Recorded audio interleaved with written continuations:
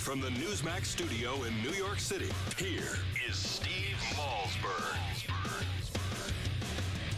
Prophecies of holy war told before the olden lore. Golden doors of paradise, virgins in the afterlife. Since the loss of the holy land, a nation plotting, representing a generation of young bin Ladens. Inducted by the Mujahideen, we fight with fist of God, nice with explosive devices. Whole Kalashnikovs, closed eyes, palms bleeding, roadside bombs leading soldiers to their destiny. 90 bombers next to me, bound to die respectfully, fulfill religious duty.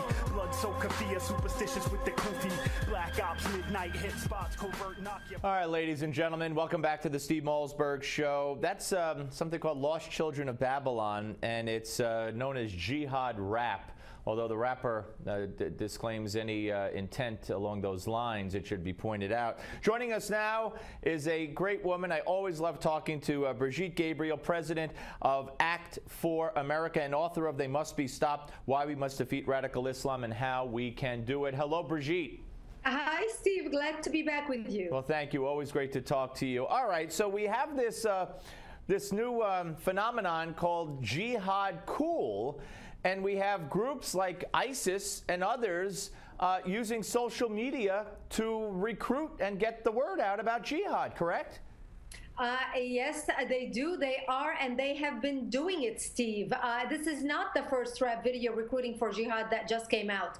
They've been doing this for the last few years. They realized that it works. And this is why they're trying to appeal to the inner city folks. They're trying to appeal to people in the prison system. We know they have been recruiting in America's prison system for years, at least for the last 10 years. So the rap video, putting it on the internet right now, is just an easy and fast way to reach as many Americans as possible, including those who are not in the prison system, but they enjoy rap music, and it's that cultural base that they are hoping to tap into. And we're going to put up on the screen right now, for instance, this is Cut 21. This is a toy doll, an ISIS toy doll, which you know, is just insane. I mean, I expect to see that in the Palestinian territories, possibly, you know, in Hamas gear and garb. But what is this? Is this kind of thing appealing to young Muslim Americans in any way, or Muslim families buying this for their kids?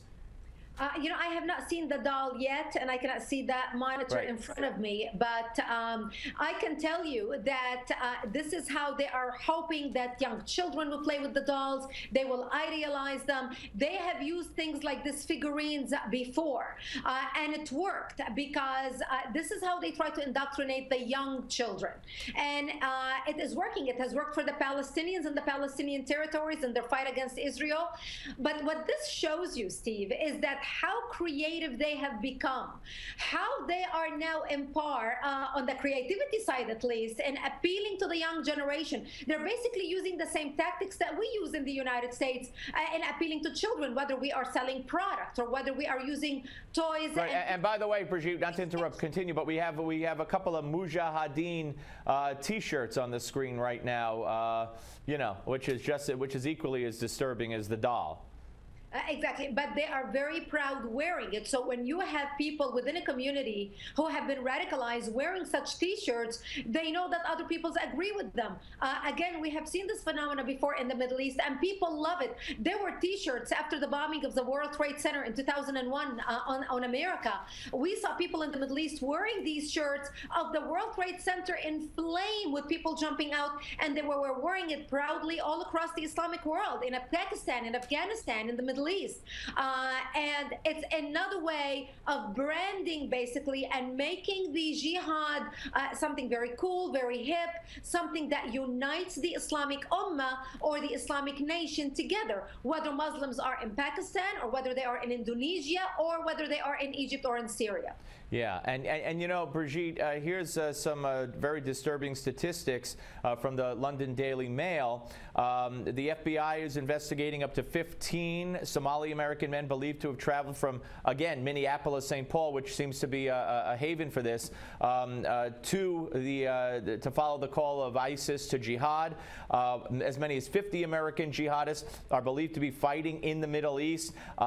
Security experts blame social media for blurring blurring the lines, so people see themselves as part of this jihadist movement. And by the way, aren't we told by those on the left, many on the left, especially many of the groups like CARE, that jihad is a good thing? Yes. Well, this is what they want us to believe and misguide us in the West. Jihad actually is mentioned in the Quran 40 times, 36 times out of 40 as a holy war against the infidels to either kill them or subjugate them. That is a fact about Islamic education. But most people, Steve, in this country have never even read the Bible, let alone the Quran, and they buy whatever the media pundits telling them on television, the CARE talking heads. But again, they have been recruiting from the American community.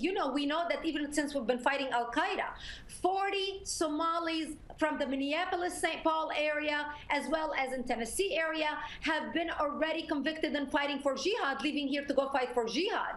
The other 15 that we just found out about working with ISIS or fighting with ISIS are just the latest in a rap sheet against the Muslim Somali community in the United States. But here's the problem, Steve. The problem why we are not taking care of these issues is because our leadership have failed to address what truly is jihad, what is truly Islamic radicalism or terrorism. President Obama have purged all our counterterrorism training manuals from every references to Islamic jihad, Islamic terrorism, because we do not want to associate it with the religion of Islam. But right now, when you look across the world, the way they are appealing to the young generations and radicalizing them is using hip videos, but also using the ideology to recruit. And this is why what you find in common between radical Islamic organizations, whether they are Al-Qaeda or ISIS or Al-Shabaab or Lashkar al-Taiba or Al-Nusra or Al-Mujahideen, it doesn't matter what their name is, what country they live in, what language they speak. All these jihadi networks have one thing in common, and that is the doctrine, the Islamic doctrine from which they are basing all their justification for their Islamic murder, and also reunited in their goal to establish the Islamic Caliphate or the Islamic empire. Yeah, and let me give you this, Brigitte. A Congressional Research Center study into over 18,000 entries in over 2,000 online chat discussions from more than 15 Arabic language jihadist forums revealed that 1/5 of all discussions include an explicit call for more terrorist attacks. Now, what can we do to stop this, or what should we be able to do to stop this? I mean, should the online providers be responsible for filtering these things out? Well, we online providers have a responsibility, but also our government has a responsibility to address where the problem is stemming from, and that is the doctrine, so we can come up with a way where we can actually address the problem. Right now in our government, Steve, no one wants to talk about the doctrine that is driving this jihad.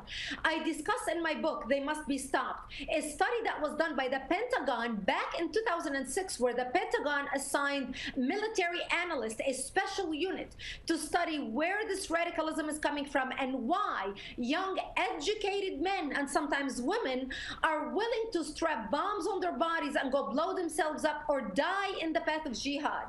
And all the lead came down to the Quran, the words of the Prophet Muhammad.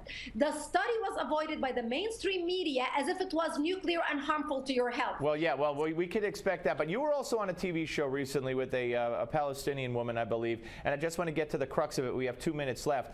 Not only are online discussions, obviously, and Jihad Cool a problem, but she denied it, and you were rightfully pointing out that there have been proof of literature being sold in various mosques around the country, preaching jihad and hatred, and preaching within mosques. I mean, look at the blind sheikh. Look at others who have been in mosques in various parts of this country, in the Northeast in particular, where jihad has been preached. So that's a problem too. That is a problem, and we have operatives just like the ladies I debated, and I do not know which one you're referring to, but both of the ladies that I was debating this last week about radical Islam, both of them have shady characters with links to terrorism. Linda Sarsour, the lady that I debated on CNN, her brother-in-law is in prison because he's a member of Hamas.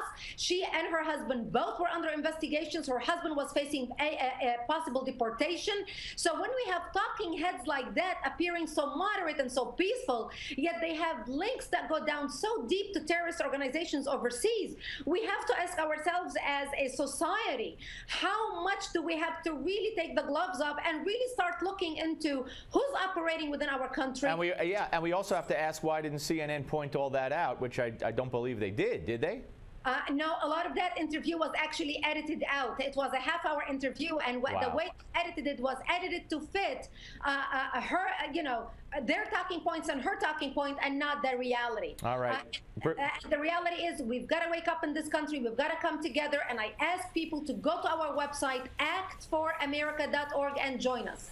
Brigitte, great to talk to you. Keep up the fight. Thank you. Thank you. Brigitte Gabriel, ladies and gentlemen, here on the Steve Malzberg Show. She is unafraid. She is not to be intimidated and will not stop trying to warn us. The question is, are we all listening? All right. You know what's next? It's called Give Me 5 right here on the Steve Malzberg Show.